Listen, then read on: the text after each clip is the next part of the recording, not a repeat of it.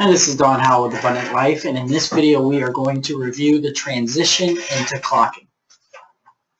So why are we going to clocking? Well, first of all, it will help us keep accurate time. It will cut down on tardiness and people being late, and it will also, and most importantly, make fraud nearly impossible. This will serve better to protect us, protect our patients and families, and of course protect you. So how does it work? You would log into ERSP just like you normally would for your shift, but instead of posting time at the end of your shift, what you're going to do is clock in and out at the actual time that you arrive and depart. ERSP uses GPS to pinpoint your location so that it records exactly where you were when you clocked in and out. And then you would just log in and clock in at the beginning of your shift, and then log in and clock out at the end of your shift. We're going to review clocking in and out through this video. Some other things that you should know is that you have to allow ERSP to know your location. The geolocation aspect is a big part of clocking, so that you can clock in and the system records that you are in the patient's home. Okay, there's an allowance that will only allow you to clock in up to 15 minutes before or after the start or end of your shift. So for example, if you're scheduled for 7 a.m., you can only clock in between 6:45 and 7:15. And then conversely, if you are scheduled to leave at 7 p.m., it will only allow you to clock out from 6:45 p.m. to 7:15 p.m. So any deviations in schedule will have to go through the on-call supervisor, and you all have the on-call number. If you don't, the office number will forward to the on-call number after hours. Okay, clocking is rounded to 15-minute increments, which is a good thing, because when you arrive, you'll have 7 minutes to clock in. So if your shift starts at 7, you have until 7:07 to clock in and be counted as 7 o'clock. Of course, we don't want you to clock in if you're not there, but anything after 7:08 will count as 7:15. Okay, what happens if I'm running late? Well, hopefully you won't be, but if you are, as soon as you know you're going to be late, call the on-call supervisor, okay, and leave a message with the following information: your name, the patient name, what time you were supposed to be there, what time you think you'll be there, and the reason for tardiness. Okay, the on-call supervisor is either going to adjust your schedule or give you more specific instructions at that time. Okay, what happens if I forget to clock in or out? So the first thing you want to do is call the on-call supervisor immediately, leave a message with all of that information. All right, so let's look at how to clock in. First, we're going to be clocking in the full site, and then we will go to the mobile site. All right, so when you log into ERSP, you would log in just like you normally would and go to My Calendar. Okay, and the visits look exactly the same.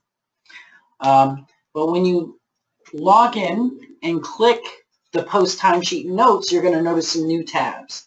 A Clock In tab at the beginning and a Clock Out tab at the end. The first thing it's going to ask you is to allow ERSP to know your location. So you definitely want to click Allow. Whatever you do, do not click Block. If you click Block, you will not be able to clock in because it will not be able to verify your location via GPS.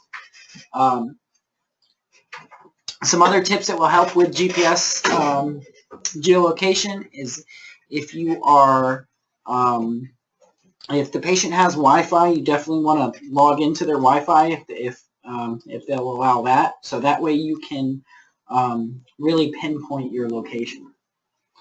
Okay, so once you click Allow, you'll be able to scroll down to the bottom of that screen and clock in. All right. If you accidentally click Block, we're making a video, another video about this, so that you can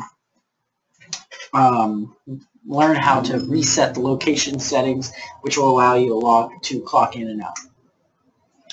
All right, so once you clock in, I'm going to show you a couple things on this screen. It's going to give you the distance. Now, we don't expect it to be completely accurate. However, it's pretty close. And then, of course, your clock in. Okay, it gives you your actual time, your scheduled start time, and the duration, so how long you're supposed to be there. It's all on this screen. Okay, so if you want to know for sure that you're clocked in, you want verification, you can look in 2 places. Okay, the first place is in the Post Timesheet Notes tab. If you look here, where the assessment usually changes from a red X to a blue check mark when it's done, the clock in will do the same thing. So when you're clocked in, you will have a blue check mark there. That will let you know that you're clocked in. Okay, additionally on My Calendar, the My Calendar screen, rather than a normal visit that this gray color, the visit will be green, and that indicates that you are currently clocked in. Okay, so that's clocking in. After you clock in, you can do whatever it is that you need to do. You don't have to keep the window open. You don't have to keep the browser open even. It will keep you clocked in until you go and clock out. Okay, so you would be able to resume your normal business. Okay, and that is it for the full site. We're going to take a look at how to do it in the mobile site. All right, so you would log into the mobile site just like you normally would, and you can, of course, tap Upcoming, which is going to be at the top of your screen, or today's or this week's assignments to go in. Okay, once you tap it, you will open the visit screen that you are used to seeing, only instead of post time, it will say clock. So when you tap that clock icon, it's going to bring you this screen. Again, the first thing that it's going to ask you is to share your location. You have to do this in order to clock in and out. Of course, again, if you accidentally click block, the other video is going to show you exactly in Google Chrome how to reset the settings. Okay, if you are clocked in, the top of your screen will be green. That will indicate to you that you are clocked in. And again, on the home screen, it's going to show you that you are clocked in. Okay, again, you can go do whatever it is that you normally do. Start documenting your assessment, or wait, whatever it is that you need to do. As a reminder, during the shift, we need to document at the very least medications and treatments, and still notes need to be complete 12 hours after the end of your shift. Clocking out, a couple things about clocking out. Number one, you will not submit notes like we have done in the past. Whenever you clock out, it will automatically submit the note to us. However, we will wait 12 hours, at least 12 hours after the end of your shift before we review your notes. So if your notes aren't done after the 12 hours, rather than waiting for them to be submitted, they'll probably be rejected early. So we definitely want to stay on top of that. Okay, when we do clock out, we follow the same routine that we did, the same procedure that we did to clock in, obviously opposite. So again, if you have to leave early, if you have to stay late for whatever reason, make sure that you call the on-call number.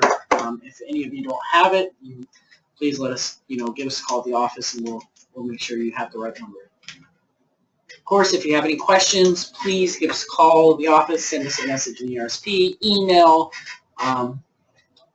Just let us know what we can do to help you out. All right, well, I really appreciate you watching, and I hope you have a wonderful day.